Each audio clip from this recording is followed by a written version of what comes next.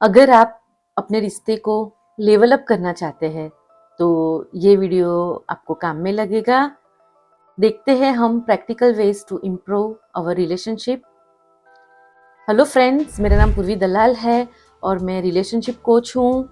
और आपके द्वारा मेरे वीडियोस को जो लाइक्स मिलते हैं वो मुझे बहुत मोटिवेट करते हैं, तो ऐसे ही आपका प्यार बरसाते रहना।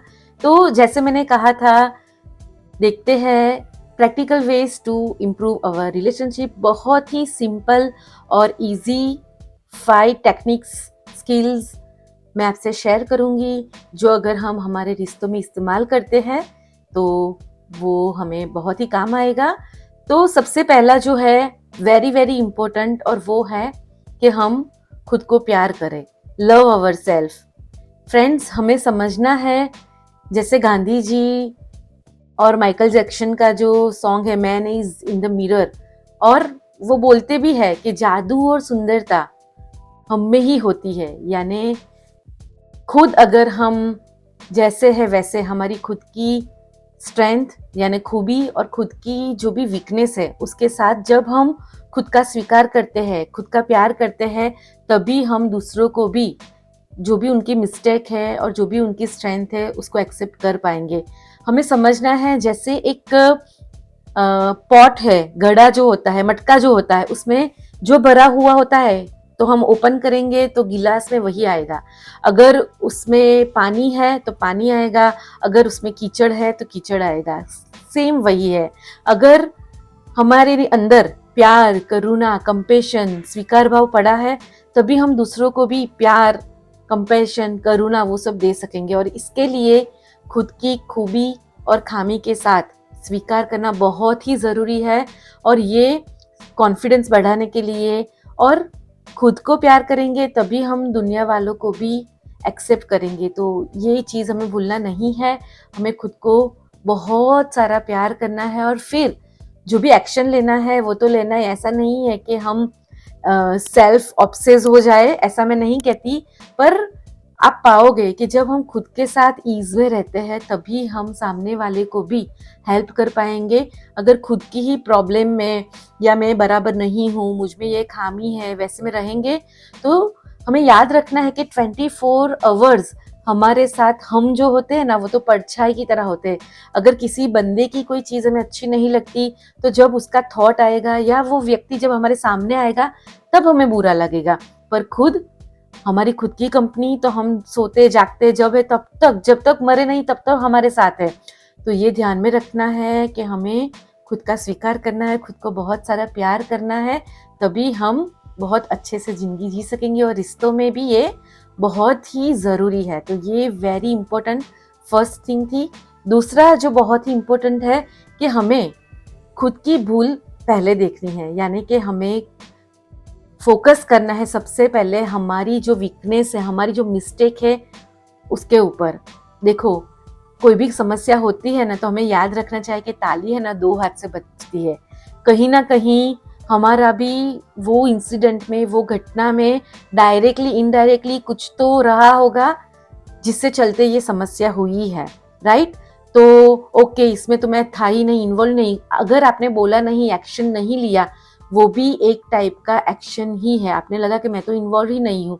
सो ये ध्यान रखना है कि ताली 2 हाथ से बजती है। जनरली क्या होता है, हमें सामने वाले की बुराई बहुत अच्छे से दिखाई देती है, लेकिन फोकस हमें खुद की बुराई पे रखना है। गांधी जी क्या बोलते हैं कि हमें दूसरे लोगों को है ना बहुत ही उदारता से देखना है और हमारे खुद को इतने नजर से, जैसे बिलोरी कास्ट से देखते ना, इतने नजदीक से हमारी खामी को देखना है। सो अगर हम ऐसा करेंगे तो हमें रियलिस्टिक जो भी पर्सपेक्टिव है रिश्तों में वो सामने आएगा, वास्तविकता जो है वो हमें पता चलेगी, और हम हमारी भूल को, मिस्टेक को एक्नॉलेज करेंगे तो सामने वाले को भी अच्छा लगेगा, बराबर। और अगर आप बोलते हो कि नहीं नहीं, एक्चुअली तो मेरी कोई भूल ही नहीं है, तो अगर आपकी ऐसी सोच है ना तो यही सबसे बड़ी भूल है कि अगर आपको लगता है कि इसमें मेरी तो कोई भूल ही नहीं है, तो be very true to yourself कि सच में मेरी मिस्टेक है या नहीं है, राइट? तो अगर आप खुद पे काम करोगे तो एक्चुअली में दुनिया अपने आप बदल जाएगी। आपको दुनिया बदलने की ज़रूरत नहीं है।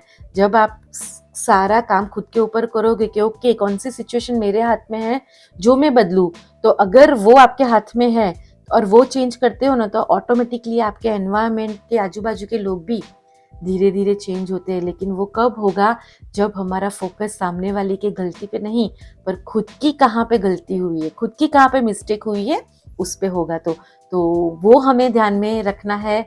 थर्ड जो चूज है, जो थिंग है, वो है हमें सही लड़ाई, सही बैटल चूज करनी है। Choose right and real issues. कभी कभी ऐसा होता है छोटी छोटी बातों में भी हमारा इतना बड़ा बवाल करते हैं कि इतना खर्चा करते हो, या खाने में ये क्यों बनाया, या फिर घर लेट क्यों आए, या मुझसे बात क्यों नहीं करते, या फ्रेंड्स को क्यों मिले, या अपनी हॉबी को ही ज़्यादा टाइम देते हो, या खुद का, यानी राइट जो चीज़ है जो सही में एक दूसरे के ग्रोथ में हेल्प कर सके। मैरिज में वही तो मेन है। शादी हमने क्यों की?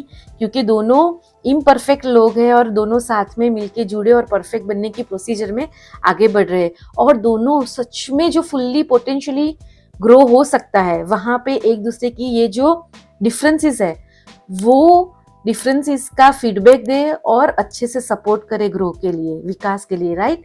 तो वो कब होगा, जब हम छोटी छोटी जो अनवांटेड चीज़ है वहाँ पे फोकस ना करके सही रियल इश्यूज जो होते हैं उसके ऊपर फोकस करेंगे, जो सच में वो फीडबैक ऐसे हो जो ग्रो के लिए काम करे।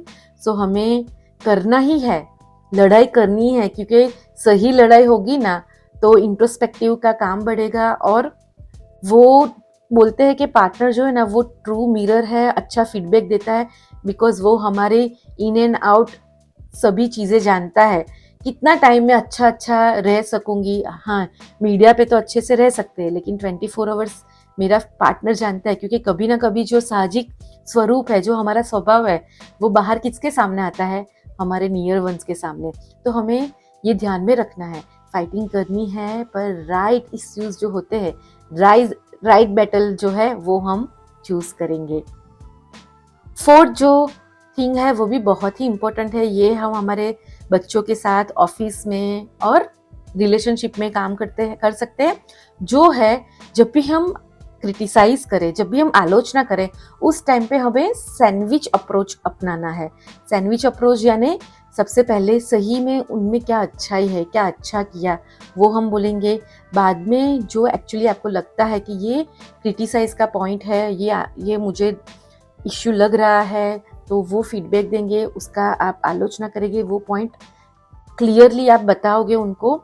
और फिर एंड में फिर से आप इंटेंशन मेरा ये है, रिश्ता अच्छा है और ये अच्छाई आपने है, ये सिचुएशन में भी आपने ये ऐसा किया, ऐसा करके, यानी सैंडविच अप्रोच यानी स्टार्टिंग में और एंड में हम अच्छी बातें सही में रियल में जो है वो बताएंगे, और बीच में हम क्रिटिसाइज करेंगे, जिससे सामने वाले को डायरेक्टली हम बोल रहे हैं ऐसा उनको नहीं लगे, और वो जेन्युइन होना चाहिए। कोई हिडन एजेंडा हमें नहीं रखना है, बहुत ही ऑनेस्टली हमें प्योरिटी के साथ ये प्रोसेस करनी है। अपने बच्चों के साथ भी अगर आप ये अप्रोच करोगे तो बहुत ही इसका हमें अच्छा मिलता है, और एम्प्लॉय के साथ भी ये कर सकते हैं। और खास करके जो लोग सेंसिटिव होते हैं उनके साथ तो ये वंडर्स क्रिएट करते हैं, सेंसिटिव लोगों के साथ। तो ये चीज़ हम अपनाएंगे। और एक जो है बहुत ही इम्पोर्टेंट है, ये स्किल्स ने मुझे बहुत हेल्प किया है मेरी वीकनेस में से बाहर आने के लिए, और मेरा जो रिश्ता है उसको और एक लेवल अप ले जाने के लिए, जो है परफेक्शन की जगह पे हम जो अच्छा हो रहा है उसके ऊपर फोकस करेंगे। सो हमारा फोकस हमारे रिश्तों में जो विकास हो रहा है, जो ग्रोथ हो रहा है, उसके ऊपर करना है। परफेक्ट आइडियलिज्म को हमें पकड़ना नहीं है। हम सबको समझना है कि ये जो रिश्ता है ना वो वर्क इन प्रोग्रेस है। तो परफेक्शन की नीड में जाएंगे ना तो वो कभी हमें खुशी नहीं दे सकेंगी। तो अगर हमारा फोकस ओके, ये चीज़ें तो अच्छी हो रही है, पहले तो ऐसा था, इससे ये तो अच्छा हुआ है, तो थोड़ा भी वो प्रोग्रेस दिखेगा ना तो हमें बहुत ही पावर महसूस होगा और बहुत ही खुशी और अंदरूनी शांति महसूस होती है। तो ये स्किल्स आपको हेल्प करेगी। आशा रखती हूँ कि कुछ इससे आपकी लाइफ में वैल्यू ऐड हुई होगी। आप अपनी लाइफ में ये जो मैंने 5 स्किल शेयर की वो अपनाइए और अपने रिश्ते को एक लेवल अप ले जाइए। Wish you all the best and thank you so much.